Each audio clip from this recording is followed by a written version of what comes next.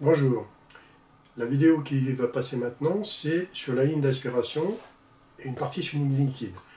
Pourquoi? Parce qu'on va voir l'échangeur de chaleur et on verra la bouteille anti-coup de liquide. Donc l'échangeur de chaleur, fatalement, il est sur la ligne liquide et sur l'aspiration. On va commencer. Allez. Donc j'ai dessiné le circuit frigorifique qu'on a déjà vu avec le refoulement, la ligne liquide. Alors ici, on a la ligne liquide avec le désidérateur qu'on a déjà vu, le voyant liquide, la vanne électromagnétique, VEM. Et de là, qu'est-ce qu'on va faire? On va passer par l'échangeur. Alors l'échangeur, la tuyauterie arrive ici, rentre ici, la tuyauterie liquide, et ressort ici pour retourner là. Cette tuyauterie-là n'a aucune liaison avec la tuyauterie de là à là. C'est isolé. Vous voyez, on est séparés ici. Vous voyez ici le schéma. La tuyauterie liquide arrive ici, elle tourne autour de la tuyauterie d'aspiration pour ressortir ici. Donc le but de ça, c'est sous-refroidir le liquide et on va réchauffer la ligne d'aspiration. Alors on va voir après les delta T. Alors l'échangeur de température, donc il est là, on arrive au détendeur, donc ça va nous faire gagner en énergie dans l'évaporateur. On verra sur le diagramme. Donc ici, cette tuyauterie, il est conseillé déjà d'isoler ici cette tuyauterie-là. Donc on peut avoir là j'ai dessiné la bouteille anti-coup de liquide, mais je vais l'expliquer après. Mais on peut l'avoir, on ne peut pas l'avoir. On va isoler ça, et s'il y a une bouteille anti-coup de liquide, on l'isole aussi. Et on va isoler aussi l'échangeur. Parce qu'il ne faut pas oublier qu'on va réchauffer les gaz d'aspiration. Il ne faut pas qu'on les réchauffe de trop quand même. Il faut les réchauffer, mais on les réchauffe pour gagner sur le sous-refroidissement. Donc il faut faire attention quand même. Donc l'échangeur de température, il se monte, pour ainsi dire, juste avant le détendeur. C'est beaucoup mieux. J'ai eu une réflexion sur la vanne magnétique. La vanne magnétique, on la monte le plus près possible de l'évaporateur, ça j'avais signalé, mais on m'a dit, oui, mais on le met dans la chambre froide ou la chambre de congélation. Non, si cette vanne magnétique n'est pas étanche, on la met juste à l'extérieur, mais pour réduire la longueur de ligne de tuyauterie d'ici, pour éviter ce coup de bélier.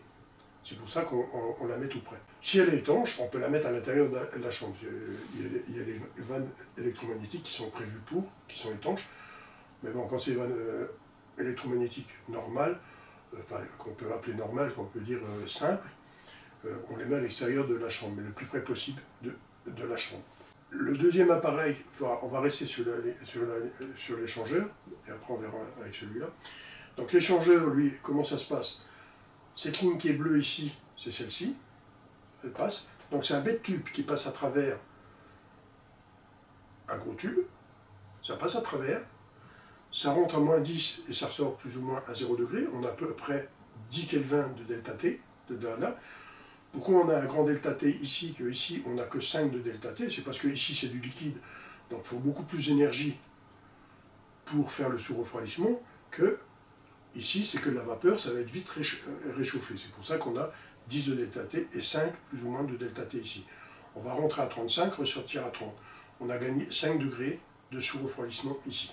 Ce genre d'échangeur, on s'en sert énormément pour les machines à glaçons, les grosses machines à glaçons industrielles, à écailles et tout ça, les grosses où on produit des tonnes de glace, et on s'en sert pour les chambres de congélation. Donc c'est souvent là qu'on les retrouve. On peut les retrouver sur d'autres circuits, mais en général, c'est là qu'on le rencontre le plus. Donc je rappelle, on a le delta T plus ou moins de 5 sur la ligne liquide, en sous-refroidissement. On cède 5 Kelvin, tandis qu'ici, on va réchauffer de 10 Kelvin avant d'arriver à notre compresseur.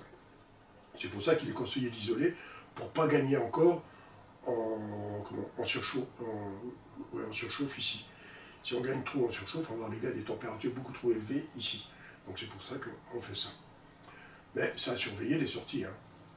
Bien surveiller les températures que l'on arrive au compresseur. Qu'on n'échauffe pas trop et qu'on n'ait pas une sortie de compresseur trop élevée ici. Donc ça c'est l'échangeur. Maintenant ici, notre bouteille anti-coup de liquide. La bouteille anti-coup de liquide, qu'il y ait un échangeur ou pas, on arrive ici, on tombe dans la bouteille.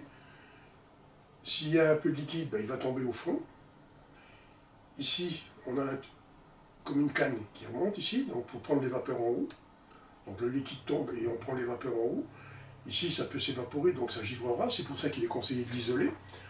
Si vous n'isolez pas ça, bon, il y en a certains qui ont des résistances qui sont placées autour, ou même à l'intérieur. Mais ces résistances qui sont là, on isole quand même. Pourquoi? Ben parce que la condensation, c'est pas tellement génial pour conserver cet appareil-là.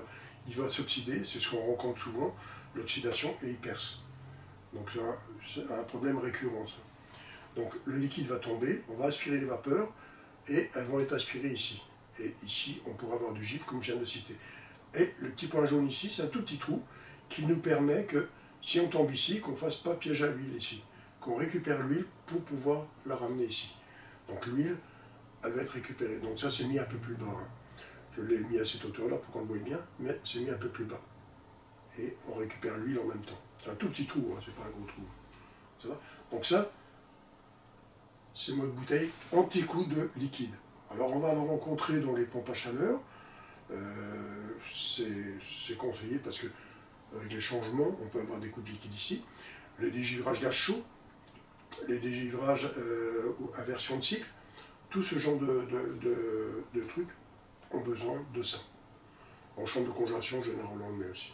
Donc on a vu l'échangeur de chaleur et on a vu la bouteille anti-coup de liquide. Maintenant, je vais vous dessiner le diagramme. Donc voici le diagramme. Dans le diagramme ici, sans l'échangeur, on part d'ici, voilà, ça c'est l'évaporateur, avec surchauffe détendeur, surchauffe sur la ligne d'aspiration, je comprime, j'ai le condenseur, le refroidissement et je détends. Donc ça c'est le cycle normal sans l'échangeur. Maintenant l'échangeur est posé, c'est tout si en pointillé. Donc le liquide passe dans l'échangeur et sous-refroidit de nouveau de 5 Kelvin. C'est ce qu'on gagne ici. On va gagner en kilojoules ici. C'est le gain que l'on va avoir. Par contre, ici, on va avoir une surchauffe de 10 Kelvin en plus. Donc, sous refroidissement, 5 Kelvin, 10 Kelvin. C'est comme ça que ça se dessine. Donc, le condenseur, il va avoir un tout petit peu plus de travail ici, mais il ne faut pas oublier que c'est de la vapeur qui est surchauffée, donc c'est très vite refroidissant. C'est là que la partie la plus importante du condenseur, c'est cette partie-là, la partie de changement d'état. Comme l'évaporateur, changement d'état ici aussi. Ok? Donc là, nos deux rapports que l'on a avec notre échangeur. Bon voilà, cette partie d'aspiration est terminée.